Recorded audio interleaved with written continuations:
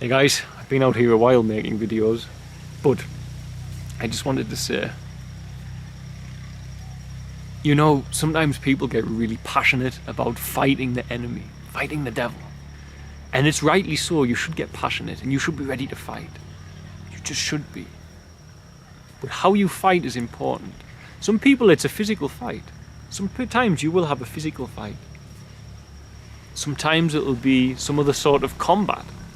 Ideally that all humans should be wanting to avoid, but it will and can happen. Other times it'll be a fight against your own flesh because he's tempting you away from the work that you're doing. But you've got to get motivated to fight.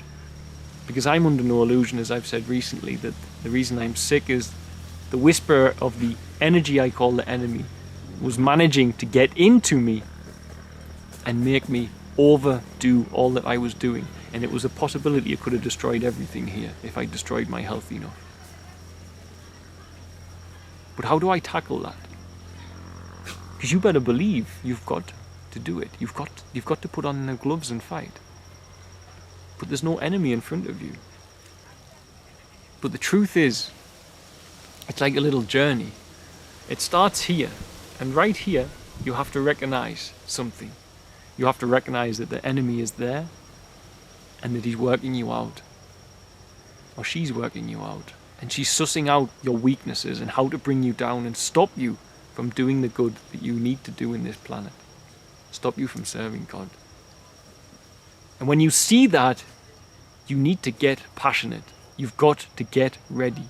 And you've got to fight. Now, many churches are good at letting you know about this. But then, how do we fight? Well, the truth is, the spiritual warfare is a little different in my experience to what other people think they are doing. Many people will get down, I'm going to get you, devil, I'm going to fight you, devil. That should come here at the beginning. That should be the thing that stimulates you to get pissed and to get ready. But then as you actually want to go in and fight, and you go along that path, actually what you need to realize is that there's a wall here. And behind the wall is just a little tiny house of cards. And we all know a house of cards. If you blow gently on a house of cards, it'll fall down. Now that wall has a tiny little hole in the middle of it. And if you come rushing in at that wall full of anger and ready to fight the devil, full of your carnal mind, full of your flesh, ready to get it on, I can do this, I'm going to beat you.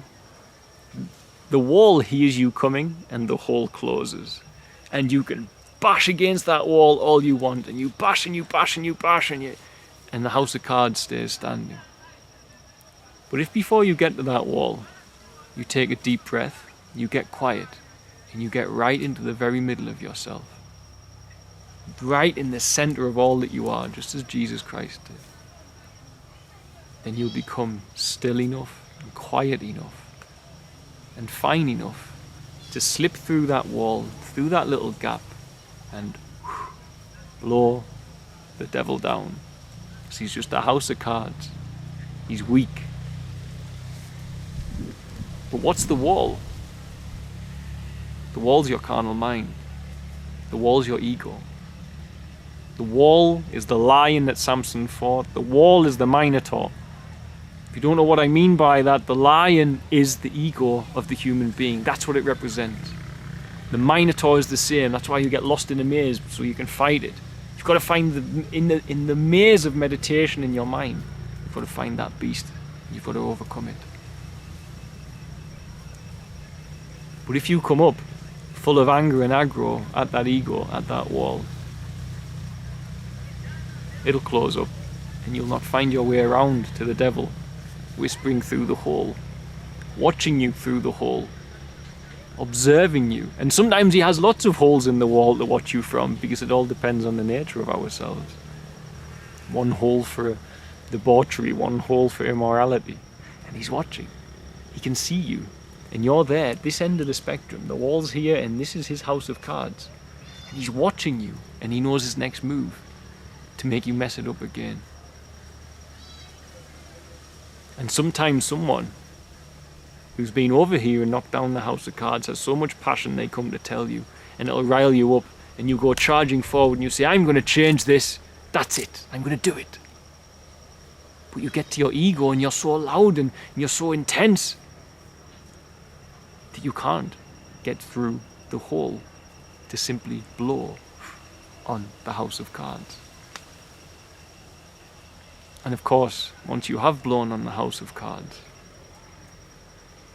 once you see that you have passed through the wall and the house of cards is gone, then the wall opens up and you've got this completely free path to do what you want, to serve God without any problems.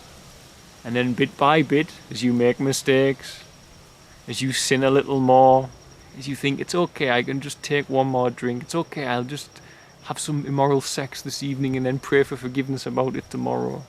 It's okay, I'll just open the laptop and watch that porno. It's okay, I'll just procrastinate, I'll just step over that homeless person. Bit by bit, the bricks of your wall rebuild. Before you know it, you're over here again. And the devil's there with his house of cards, and he's going, great. Got him separated from that level playing field where he can serve God.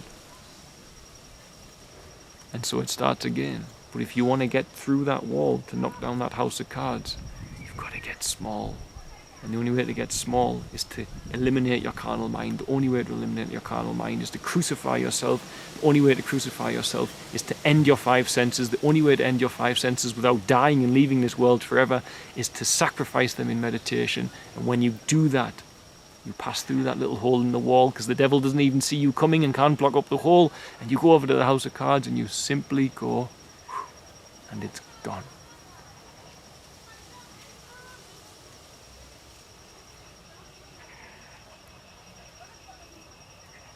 And it's that easy to beat the devil. Sometimes the hard part is motivating the person at this side of the journey to realize that they need to beat them.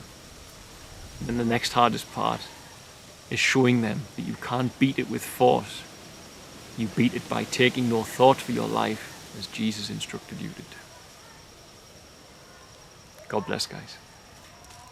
Bye.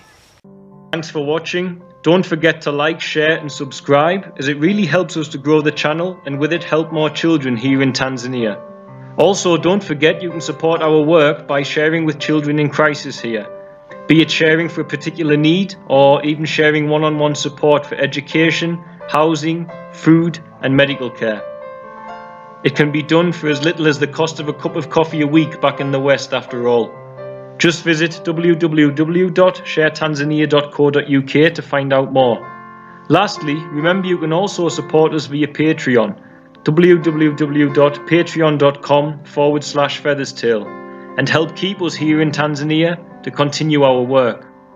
The links for the website and for the Patreon are in the description box of this video. Love and light, guys. See you soon.